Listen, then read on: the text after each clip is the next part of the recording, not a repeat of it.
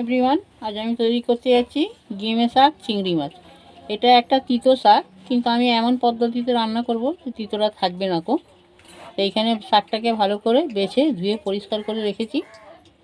Next রাখছি কড়াতে আমি অল্প করে সর্ষের তেল দিয়েছি। এখানে আমি কালো জিরেটা ফোড়ন দেব।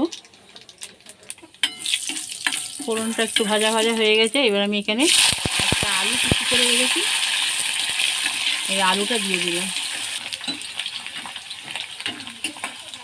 আলুটাকে এবার আমি চিংড়ি মাছ দিয়ে দেবো, স্বাদ মতো লবণ দেবো। চিংড়ি মাছটাকেও একটু ভাজা ভাজা করে নেব।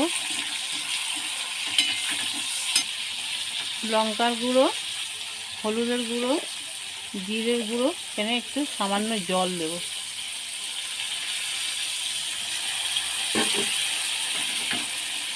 এবার এইগুলোকে মশলার সঙ্গে ভালো করে কষিয়ে নেব। দেখুন আলুটা কষাতে কষাতে আলুটা আমার সেদ্ধ হয়ে গেছে।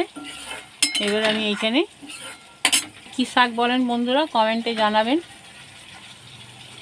আমরা এখানে এটাকে ঝিমে শাক বলি।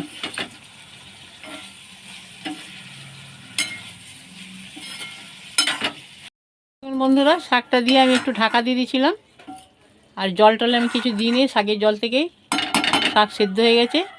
এখানে রেসিপিটা আমার সম্পূর্ণ রেডি। এরকমভাবে রান্না করলে শাকটা তেতো লাগে না।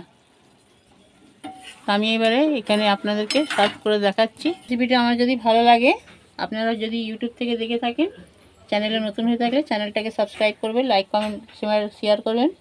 ফেসবুক থেকে দেখলে আমার পেজটিকে ফলো করবেন, আমার সঙ্গে থাকবেন। ভালো থাকবেন, সুস্থ থাকবেন, দোয়াতে আমাকে মনে করবেন।